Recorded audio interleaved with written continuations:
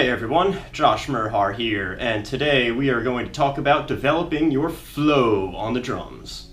First things first, what is flow? In the context of music, it doesn't really have just one accepted or universally agreed upon definition. It's kind of hard to put into words, but you sort of know it when you feel it. Any musician can flow on any instrument. For the sake of defining flow as it pertains to drums, flow is maintaining a strong sense of groove regardless of whatever you're playing. It takes a lot of practice and patience and trial and error and time to develop a nice organic flow. But I'm going to run through a few exercises that'll help get you moving in the right direction. I'm just going to improvise with specific subdivisions. We'll start out with just eighth notes, and then we'll move on to eighth note triplets, and then 16th notes. Throughout all of these exercises, I will always hit a strong backbeat on the snare drum. Filling around a backbeat is a really good way to carry a groove through a fill. It kind of gives the listener's ears an anchor point. Going into this, think of flowing like speaking. Your first words were probably really short and simple, like mama, dada, moo, corn. Not these crazy, intricate words like platitudinous, antepenultimate, electroencephalogram, Schenectady. If you just mush together all of the longest, most complicated words you ever saw in a dictionary, it wouldn't make any sense. Same thing goes with drumming. The goal isn't to just blindly shred all the time. You need to learn to exercise restraint.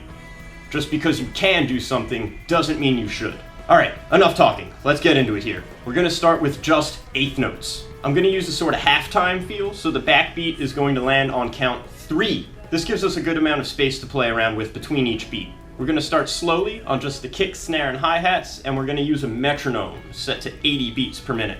I'm going to make sure to hit every single eighth note. There won't be any gaps. I'm not thinking about specific patterns or orchestrations right now. I'm letting my ears guide my hands, and I'm still making sure to catch each backbeat.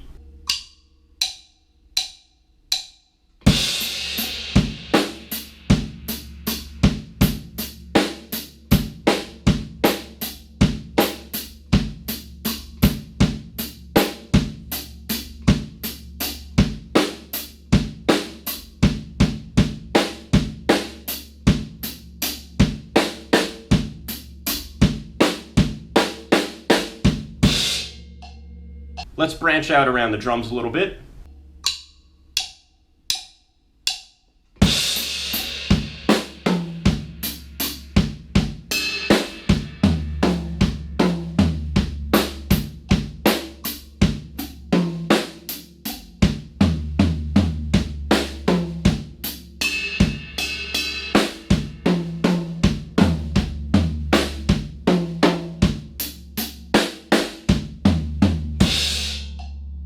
Now let's do the same thing but with eighth note triplets. I'm going to start on just the kick, snare, and hats, and then I'm going to gradually branch out to other parts of the drum set.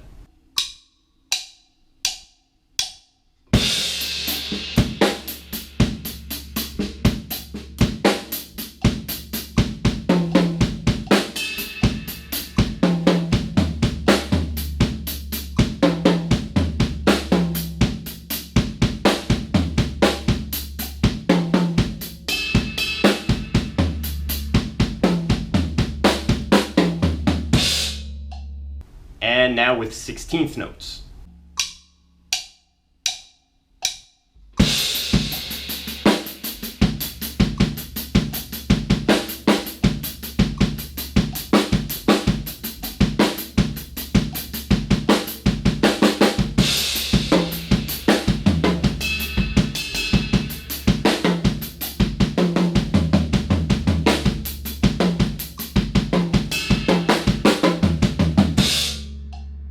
Now we're going to begin switching between subdivisions. We're going to devote 2 measures to each subdivision before moving to the next. And we'll make a little sequence out of it. So we'll have 2 measures of eighth notes, followed by 2 measures of triplets, followed by 2 measures of 16th notes, followed by triplets again, followed by eighth notes. And we can kind of cycle up and down through these different subdivisions.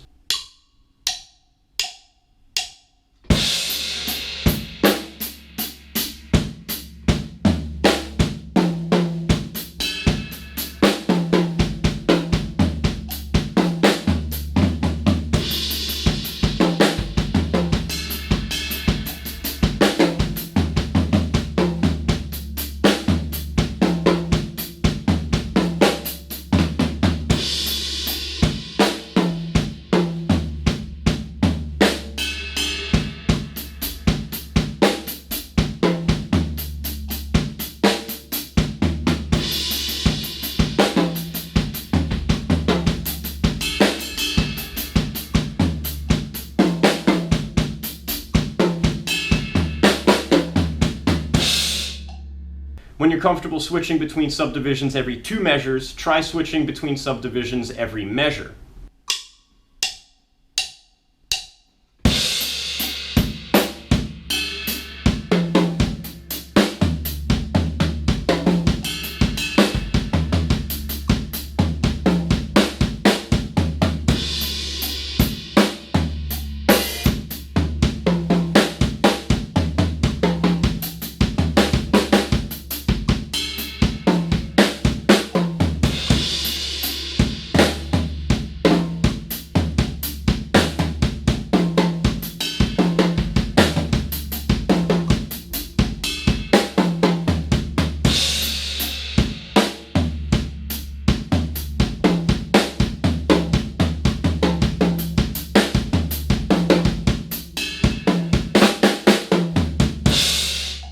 Again, developing flow takes a really long time.